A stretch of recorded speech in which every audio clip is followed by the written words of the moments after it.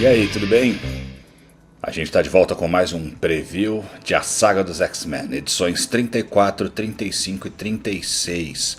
Uma nova equipe de X-Men surge com os trajes amarelos originais, a saga da Ilha Muir, e termina a primeira temporada da revista. Antes da gente começar, curte o vídeo, se inscreve no canal, clica no sino, pede para receber todas as notificações, joga esse vídeo naquele grupinho de WhatsApp da galera, e já está seguindo a gente no Instagram. HQ Você Precisa Saber, vai lá, que tem muito conteúdo legal. Se você já viu alguns vídeos aqui e ainda não se inscreveu, é muito importante que você se inscreva, isso ajuda muito aqui o nosso canal. E eu te agradeço demais porque você não vai se arrepender, tem sempre um conteúdo legal aqui. Antes deixa eu mostrar o que saiu desde o último vídeo que eu fiz. A Panini está lançando tudo bem rápido para tirar o atraso. Ó, já saiu a Saga dos X-Men 29, a 30, a 31 e já saiu mais aí, acho que é 32, 33, tá chegando tudo já, né? Eu parei na 31 porque a partir daqui são histórias que eu já tinha em outros encadernados, mas estão tirando aí o atraso e tá saindo coisa às vezes de um dia pro outro sai, né? Sai uma saga num dia, outra saga dos X-Men num dia, no outro dia sai outra, então eles estão querendo mesmo tirar aquele atraso, né, que ficou bem grande. E eu gostei bastante das edições, eu tenho só algumas pequenas ressalvas. Eu já falei um pouco disso nos shorts que eu faço no YouTube e nos Reels do Instagram. Se você ainda não acompanha, segue a gente no Instagram, fica de olho no YouTube para ver. Sempre que eu termino de ler uma edição, eu faço um videozinho curto falando dela. E o que eu menos gostei foi terem mudado o apelido que o Gambit deu para Tempestade. Na Abril, ele chamava ela de Tempestinha, né, que é uma mistura de Tempestade com Pestinha, já que ela tinha virado uma criança. Aqui na Panini eles mudaram para Garoa. No começo eu achei até que era um erro de digitação, que ele estava falando garota, e aí eles tinham errado, mas depois eu vi que não, que esse era o apelido, eles tinham mudado. Eu não curti. Eu não gosto que mudem nome de personagem ou termos e conceitos já estabelecidos, a não ser que o nome anterior seja muito ruim e precise de uma reparação e tal. E veio uma pessoa nos comentários dos shorts que eu fiz dizer que Tempestinha também é muito ruim. Aí a gente cai numa questão meio subjetiva, mas vamos lá. Em inglês ele fala Stormy, que é Storm, né, tempestade em inglês com Y no final, que é como os americanos fazem para dizer que alguma coisa é pequena, menor. Então, seria uma tempestade menor, e traduziram como garoa. Independente do que você gosta mais, certas coisas já estão estabelecidas, fica chato de mudar. Vocês mudariam o nome do Homem Absorvente ou do Jaqueta Amarela? São nomes ridículos, mas a gente chama esses personagens por esses nomes há tanto tempo que fica chato mudar. A Inocente riu da minha cara quando eu falei que o Daredevil aqui se chama Demolidor.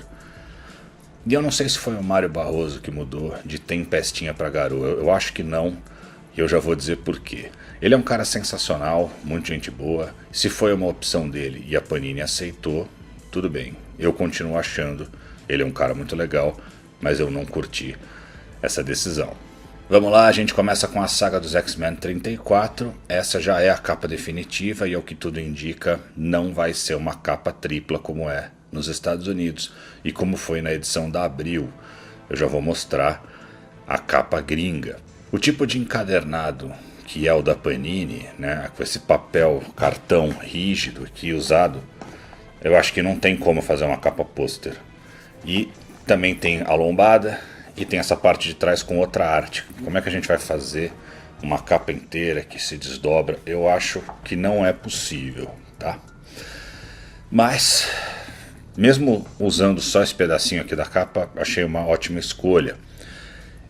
E eu não ia comprar nenhum desses volumes que a gente vai falar nesse vídeo, porque a Panini e a Salvat já publicaram todas essas histórias dos X-Men, mas no volume 35 vão sair umas histórias nunca publicadas pela Panini. E eu já vou falar delas. Vamos começar pelas duas histórias que terminam a saga Programa de Extermínio que começou nas edições anteriores. É a New Mutants 97 de 1991, com o roteiro de Louise Simonson e a arte de Guang Yap. Quando parece que a Tempestade, transformada numa mutoide, vai atacar o Ciclope e a Garota Marvel, ela mostra que ainda está do lado dos heróis e consegue restaurar os poderes de Scott e Jean, que tinham sido anulados. Os três então se voltam contra Cameron Hodge. Um robô do Ford detona uma bomba na cidadela em Genosha e os X-Men, X-Factor e Novos Mutantes se libertam. Os heróis se dividem em 3 grupos. 2 enfrentam Hodge e o terceiro tenta libertar a Lupina, também convertida em mutoide. O Rictor, a Dinamite e a Jubileu encontram a Rain. Ela matou o Apagador. Os heróis tentam restaurar a mente da Lupina, mas só conseguem parcialmente. Ela só ganha consciência na forma de loba, na forma humana continua uma mutoide sem vontade própria.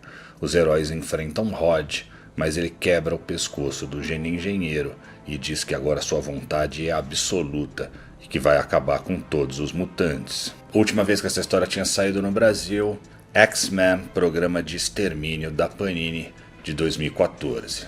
E a X-Factor 62, final de programa de extermínio com desenhos de John Bogdanove. O conflito final dos mutantes contra o Cameron Hodge.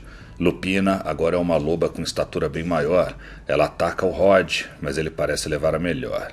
Scott e Logan se desentendem tentando proteger a Jean, mas ela dá um chega pra lá nos dois e diz que pode cuidar de si mesma. Destrutor se lembra de quem é e ajuda os heróis. Os magistrados percebem a insanidade do Hodge e da presidente de Genosha e decidem ajudar os mutantes. Scott e Alex usam seus poderes juntos para dar um fim em Hodge. O corpo androide dele é destruído, mas a sua cabeça escapa até que a Rain a pega e a destrói de uma vez por todas. Rictor usa seus poderes sísmicos para pôr a cidadela abaixo. A magistrada Anderson inocenta os X-Men e seus aliados e eles saem livres. Rain decide ficar em Genosha para reconstruir o país e aprender a usar seus novos poderes. Ela deixa, portanto, os Novos Mutantes. Ia fazer parte de outro grupo daqui a pouquinho, a gente já fala disso. As cinzas de Warlock são depositadas sobre o túmulo de Doug Ramsey. Tinha saído por último aqui também. Vamos agora para a mensal dos X-Men, Uncanny X-Men 273, uma edição muito especial, com o argumento de Chris Claremont e desenhos de Wilcy Portacio, Klaus Janson, John Byrne, Rick Leonardi, Mark Silvestri, Michael Golden, Larry Stroman e Jim Lee. Era a primeira vez que o John Byrne desenhava a mensal dos X-Men desde que ele saiu do título em 1981, ou seja, 10 anos atrás. Todos os mutantes de volta de Genosha se reúnem no complexo subterrâneo da Mansão X para definir seu futuro. Cable sugere que todos os inimigos das equipes sejam mortos, mas Ciclope e Tempestade são contra. Scott, Ororo e Jean discutem se as táticas de Cable são algo a ser combatido ou se ele é a liderança que os mutantes terão no futuro. Tempestade se questiona se quer ser a líder da equipe e o Gambit insinua que se junta aos X-Men se ela ficar. Wolverine e Gambit duelam na sala de perigo, mas Logan, ainda ferido por tudo que aconteceu com ele nas últimas edições, é derrotado. Jean percebe a ameaça do Rei das Sombras e o X-Factor se junta a uma nova equipe de X-Men, formada por Tempestade, Wolverine, Gambit, Banshee, Forge, Psylocke e Jubileu, para ir até a Ilha Muir. Os X-Men passam a usar os trajes amarelos originais, mas de repente Lila Cheney e Guido Carosella chegam e Lila teleporta os X-Men para um lugar desconhecido. A última vez que essa história tinha sido publicada no Brasil, X-Men Gênese Mutante 1 da Panini de 2014, última que eu tinha, os maiores clássicos dos X-Men 2 da Panini de 2004. Importante dizer que nessa edição aqui, traduzida pelo próprio Mário Barroso, o Gambit chama a Tempestade de Tempestinha, como na Abril. Por isso que eu acho que não foi ele que teve essa decisão de mudar para Garoa, mas por que mudaram, não sei. Uncanny X-Men 274, desenho só do Jim Lee.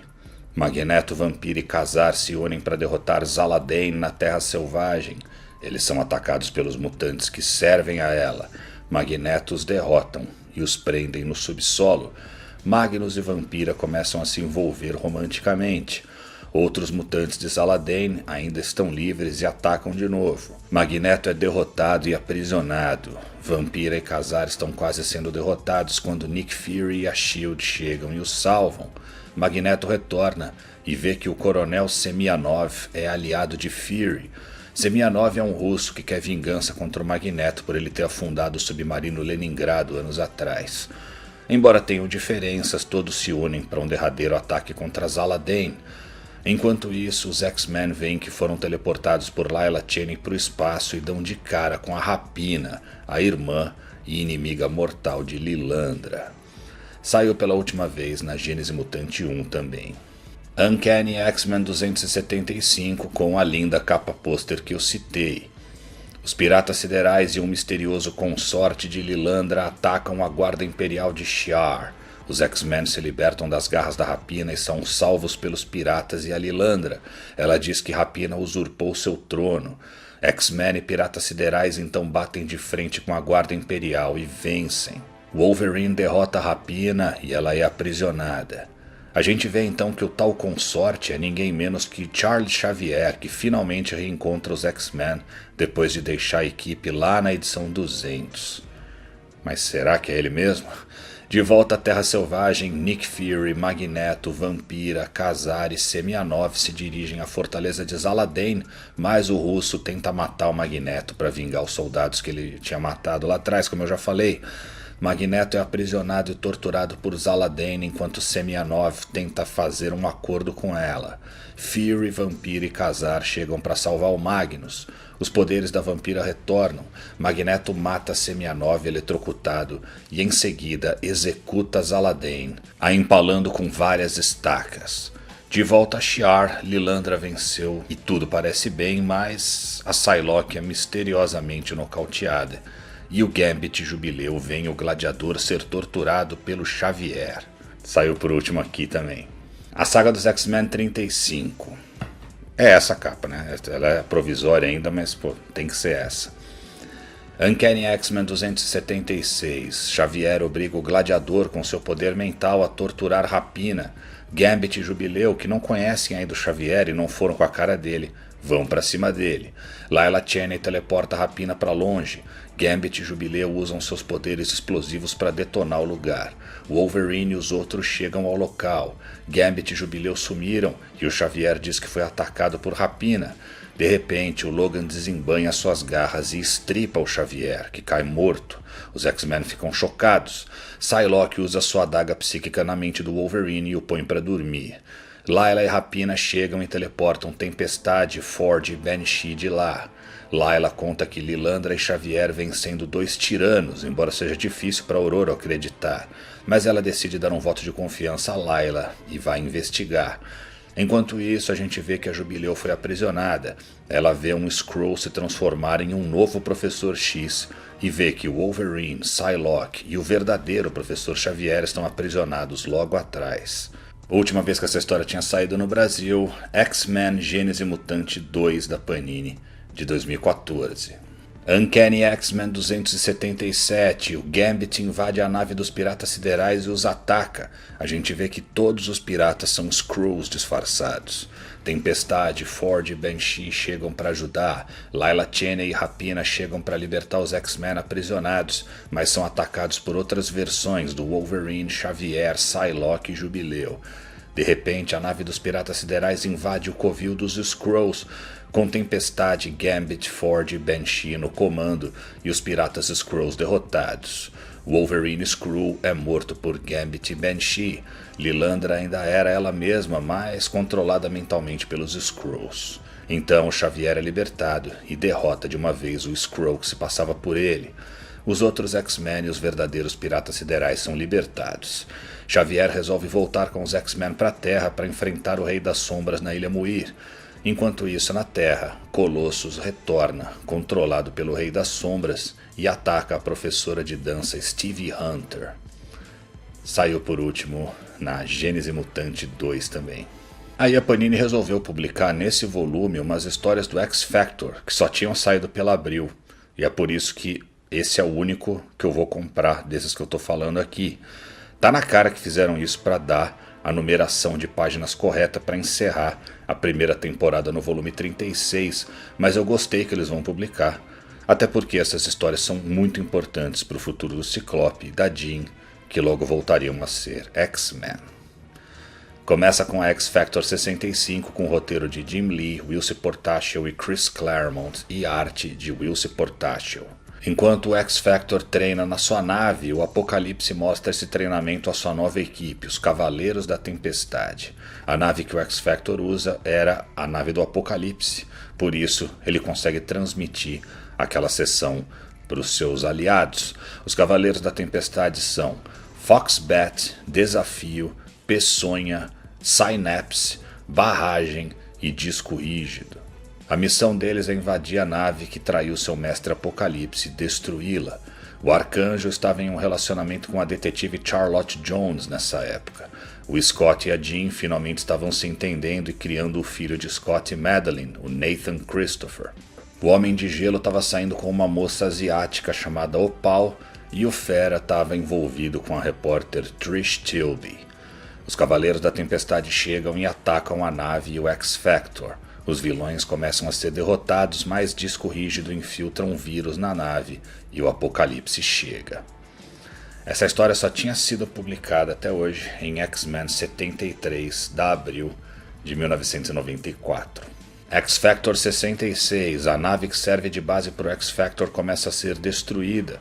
Os Cavaleiros da Tempestade estão atacando o X-Factor quando surge uma misteriosa mulher chamada Askani, que diz ser a protetora do jovem Nathan.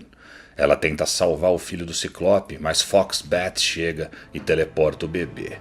A nave inteligente, se negando a voltar a ser escrava do Apocalipse, decola para o espaço e aciona o seu mecanismo de autodestruição. É o fim da nave do X-Factor. Essa história só tinha saído aqui na X-Men 74. X-Factor 67. Os membros do X-Factor são salvos de morrer na nave que explodiu pelos Inumanos. Mutantes e Inumanos se unem e atacam o esconderijo de Apocalipse, mas o vilão diz que a chave da derrota do X-Factor é o filho do Ciclope. Enquanto isso, em páginas nunca publicadas no Brasil, aparece pela primeira vez Shinobi Shaw, filho de Sebastian Shaw, e ele mata o próprio pai, o Rei Negro do Clube do Inferno. Essa história só tinha saído na X-Men 75 de 1995, mas, como a gente acabou de descobrir, com páginas cortadas, assim como quase todas essas histórias do X-Factor. E X-Factor 68. O X-Factor consegue resgatar o Nathan, mas o Fera vê que ele foi infectado por uma espécie de vírus tecno-orgânico. Askani diz que é a única esperança para salvar o bebê. Ela deve levá-lo para o futuro e ele nunca mais vai retornar. Vendo que a vida do seu filho depende disso, Ciclope relutante concorda. A gente sabe quem esse bebê ia se tornar, né? Tinha saído só na X-Men 75 também. E vamos para a saga dos X-Men 36, a saga da Ilha Muir. Ótima capa, né? Deve ser essa aqui. Começa com a Uncanny X-Men 278, com roteiro de Chris Claremont e desenhos de Paul Smith. O Professor X pega de volta o seu jato, Pássaro Negro, para que os X-Men possam chegar à Ilha Muir. Na ilha, todos se tornaram bárbaros controlados pelo Rei das Sombras. Vampira enfrenta Guido Carosella em uma arena e o derrota. Os X-Men se unem a Xavier e seguem para a ilha. Eles invadem, mas são atacados. Legião enfrenta Psylocke e Tempestade. Banshee é atingido pela própria filha, Siren.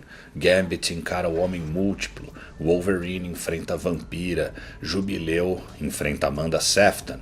Xavier voltou para os destroços da Mansão X em Nova York. O Rei das Sombras aparece e diz que os X-Men foram derrotados. E o Colossus, com a mente controlada, surge para matar o professor. Última vez que essa história tinha saído no Brasil... Coleção Vermelha da Salvat 22, de 2015. Uncanny X-Men 279, com desenhos de Andy Kubert. Colossus ataca Xavier e Steve Hunter. Xavier consegue com muito custo reverter Peter a seu estado humano e o faz voltar a si. Na Ilha Muir, os X-Men também começam a ficar perversos e a brigar entre si. Xavier decide que vai buscar a ajuda do X-Factor para salvar os X-Men. Tinha saído na Salvati Vermelha 22 também. X-Factor 69 com roteiro de Fabian Nicieza e arte de Wilson Portacio. Valerie Cooper informa ao X-Factor que uma onda de ódio tomou conta do mundo. Os heróis tentam conter a multidão. Então Xavier e Colosso chegam e pedem ajuda de Ciclope e companhia. Ciclope também não viu o professor desde X-Men 200. A Jean, então, desde que ela foi substituída pela Fênix, muito tempo atrás. Ford consegue criar uma arma para tirar o efeito do poder do Rei das Sombras dos habitantes da Ilha Muir. Ele traz Logan, Vampira e Banshee ao normal. Xavier, Val Cooper e X-Factor vão para a ilha de submarino, mas estão acompanhados do agente Jacob Rice, que, sem que eles saibam, é o próprio Rei das Sombras. O X-Factor enfrenta os mutantes controlados. Rice se revela e domina Xavier e Valerie, mas ela revela ser a Mística disfarçada e dá um tiro na cara de Rice. Legião enlouquece e explode a ilha toda. Saiu por último aqui. Uncanny X-Men 280 com argumento de Fabian Nicieza e desenhos de Andy Kubert e Steven Butler. É a primeira história da mensal dos X-Men a não ser escrita por Chris Claremont em 16 anos. Desde que ele entrou na revista, ele nunca tinha deixado de escrever até aqui. Ele está de saída, né? O Claremont estava saindo dos títulos X por algumas desavenças aí que a gente fala mais no próximo vídeo, mas ele ainda voltaria para um arco final que vai sair na nova temporada. Xavier chega à Ilha Muir, mas vê que seu filho Legião foi possuído pelo Rei das Sombras após a cabeça de Jacob Rice ter sido explodida pela Mística e que aprisionou todos os mutantes dali. Nick Fury chega para tentar controlar a crise. Uma curiosidade é que colocaram o tapa-olho do Fury no olho errado. X-Factor e alguns X-Men são libertados e se juntam para derrotar o Rei das Sombras, mas ele continua controlando os outros mutantes da ilha, assim como Gambit, Psylocke e Jubileu. Xavier enfrenta psiquicamente o Rei das Sombras, mas as suas pernas são destruídas no embate, o deixando novamente sem conseguir andar. Wolverine e Gambit se enfrentam de novo, mas dessa vez o Logan leva a melhor. Moira também é trazida de volta ao normal. Ford usa a adaga psíquica de Psylocke em Polaris, o que destrói o Rei das Sombras e apaga a mente do Legião. A ameaça foi debelada, agora é hora dos X-Men se reorganizarem. Tinha saído aqui. X-Factor 70, com roteiro de Peter David e desenhos de Kirk Jarvinen. Xavier tenta encontrar o resquício de consciência na mente do seu filho, mas não acha nada. A gente descobre que quando Valerie Cooper tentou matar a Mística um tempo atrás, controlada pelo Rei das Sombras, ela hesitou, tentou se matar, mas errou o tiro por pouco. Vampira e Mística fazem as pazes. O Legião morre. Eu não vou ficar dizendo aqui que ele vai voltar depois, né? Todo mundo sempre volta. O Professor X se pergunta o que vai fazer com 14 X-Men. E a gente já ia ver como alguns deles iam se reagrupar. Última vez que essa história tinha saído no Brasil, X-Factor por Peter David, Omnibus da Panini de 2024. E a Panini colocou também nessa edição a X-Factor 71, com desenhos de Larry Stroman. Alguns dos heróis que retornaram da Ilha Muir formam um novo X-Factor. Guido Carosella, que assume o codinome de Fortão, Polaris, Homem Múltiplo, Destrutor e Lupina. Eles são convocados por Valerie Cooper para trabalhar para o governo. O Mercúrio surge e se une à equipe também. No fim da história, Jamie Madrox é assassinado, mas claro, a gente veria que era só uma das cópias dele. Essa história também saiu por último no Omnibus do X-Factor, e lá você vê a continuação das histórias do X-Factor. Mas o que aconteceu com os outros heróis mutantes? É isso que a gente vai ver na segunda temporada de A Saga dos X-Men. Eles se reagruparam em duas equipes de X-Men, Azul e Dourada, e os X-Men ganharam uma nova revista. Tudo isso começa no volume 37, ou número 1 da segunda temporada. O meu chute é que a gente vai ter nesse próximo volume o primeiro arco da nova revista dos X-Men com a equipe azul contra o Magneto e o primeiro arco da equipe dourada com os Upstarts contra a Emma Frost. O arco da equipe azul foi o último do Claremont, que começou a se sentir menosprezado perto do superstar Jim Lee, que dava pitaco nos roteiros e recebia um tratamento diferenciado por parte do editor Bob Harras. Mas a gente vai falar mais sobre isso, como eu falei, no próximo vídeo. Sobre a qualidade do material, toda a sequência em Shi'ar é sensacional. Aqui é o ápice da sequência de histórias que a gente tem lido do Claremont com Jim Lee. A saga da Ilha Muir é legal também, mas numa escala menor, com desenhos irregulares. O Jim Lee e o Wilson Portacio saíram dos desenhos um tempinho porque eles estavam preparando a nova revista e as novas histórias das equipes Azul e Dourada. Então que venha a segunda temporada, porque ainda tem umas histórias do Jim Lee nunca publicadas pela Panini, e mesmo com o Claremont saindo, continua legal, com o John Byrne ajudando nos roteiros. A saga dos X-Men 34, 35 e 36 estão à venda na Amazon. Eu deixei os links aqui na descrição. Compra por esses links que você ajuda o canal. Se você já vai pegar de qualquer jeito, não faz nenhuma diferença para você. É só clicar no link e colocar no carrinho. Se você gosta aqui do canal, vê todos os vídeos, torne-se membro. Entra no nosso clube de membros. É só clicar, tem um botãozinho aqui, torne-se membro. Tem um vídeo que te explica como são as categorias.